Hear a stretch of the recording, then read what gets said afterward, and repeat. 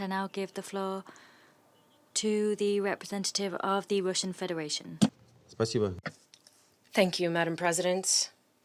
We thank the Special Envoy of the Secretary General for Syria, Geir Pedersen, the head of OCHA, Martin Griffiths, as well as the Assistant Secretary General of the Arab League, Samzaki, for sharing their views.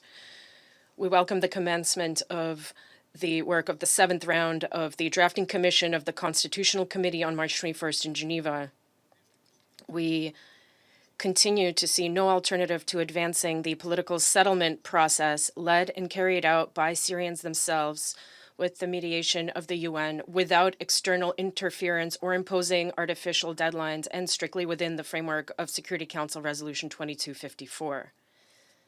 In this regard, we hope that the methodological reservations will not interfere with the successful completion of this round of the Constitutional Committee, and that the work will be based mainly on a dialogue between the Syrian delegations and their readiness to reach an agreement on constitutional reform.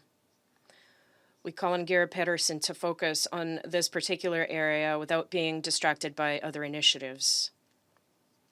Madam President, progress on the political track is also particularly needed now because the situation on the ground remains tense and potentially explosive. The main security threats in Syria and for the entire region are associated with the mobilization of terrorists who have taken refuge in territories not controlled by Damascus, in Idlib, east of the Euphrates, and in Al-Tanf. The solution to this problem lies in continuing to wage an uncompromising fight against internationally recognized terrorist groups, primarily ISIL and Hayat Tahrir al-Sham, as well as ending the illegal foreign military presence that violates the sovereignty and territorial integrity of the Syrian Arab Republic, and in the cessation of arbitrary Israeli airstrikes. The root causes of the general volatile situation lie in the West's continued policy of pandering to terrorists in an attempt to use them for their own aims.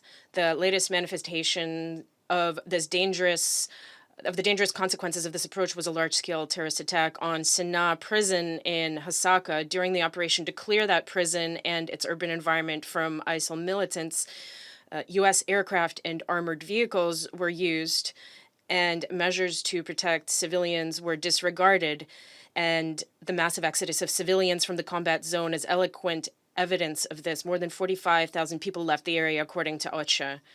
Despite the fact that Washington presents its military presence as a counter-terrorist operation, we fail to see any active measures to combat terrorists there. Moreover, according to available information, ISIL and other extremists from east of the Euphrates are being transferred to other hotspots where it is beneficial for the U.S. to sow chaos. We also believe it is important to recall that the United States and their allies have repeatedly used the far-fetched pretext of destroying chemical weapons in violation of international law and the UN Charter to launch massive missile and bomb strikes on the military and industrial infrastructure of the Syrian Arab Republic. It would seem that this is what the rules-based order promoted by Western colleagues looks like. Given the aforementioned, and also in view of the fact that the UN Secretary General, in the context of the situation in Ukraine, has abandoned the customary neutral language that is appropriate for an international official, we ask Mr. Guterres to be consistent and to finally provide his assessment of the compliance of the presence of U.S. and other forces in Syria with the UN Charter. We expect him to publicly name those who are illegally occupying Syrian territory, primarily in Al-Tanf, and indicate who is responsible for the situation in IDP camps outside the control of Damascus. Otherwise, we will regard the silence of the Secretary General as a vivid example of double standards. We would also like to remind the Secretary General that we never heard his assessments of the U.S. bombings in Raqqa, Hajin, and Baghouz. According to the UN, there is not a single medical facility left in Raqqa that was not damaged as a result of the hostilities. The bombing of Baghouz killed at least 80 people, most of them women and children.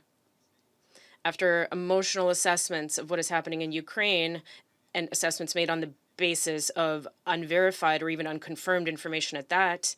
The head of the UN is simply obligated to call a spade in the context of the ongoing U.S. occupation of Syrian territory based on information confirmed by international agencies. Madam President, on the humanitarian track, we share Martin Griffiths' assessment that every year the international community is letting down Syrians more and more.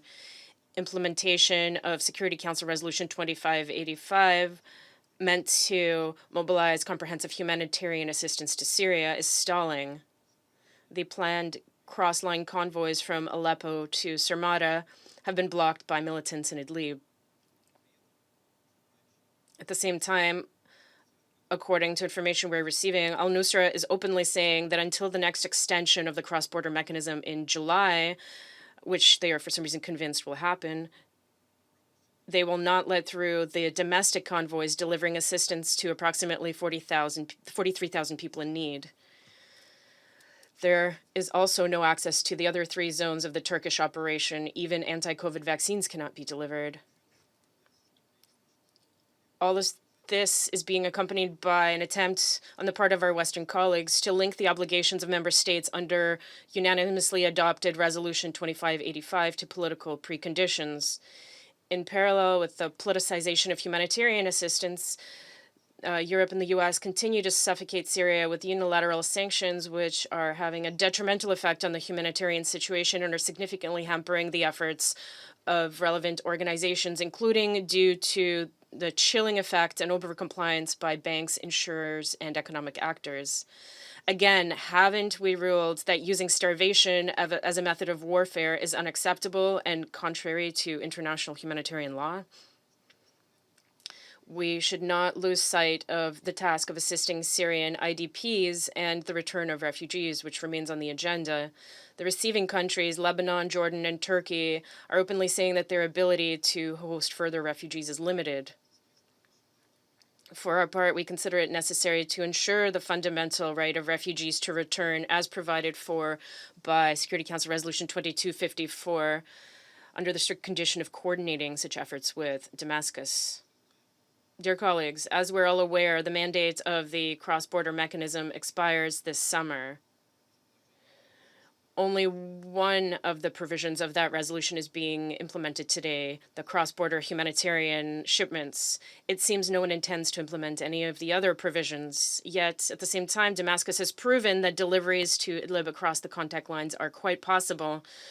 So humanitarian aid can reach the civilian population directly from the territory of the Syrian Arab Republic. We urge you not to forget this and not expect us to turn a blind eye to failures to comply with resolutions 2585, which are becoming more and more egregious.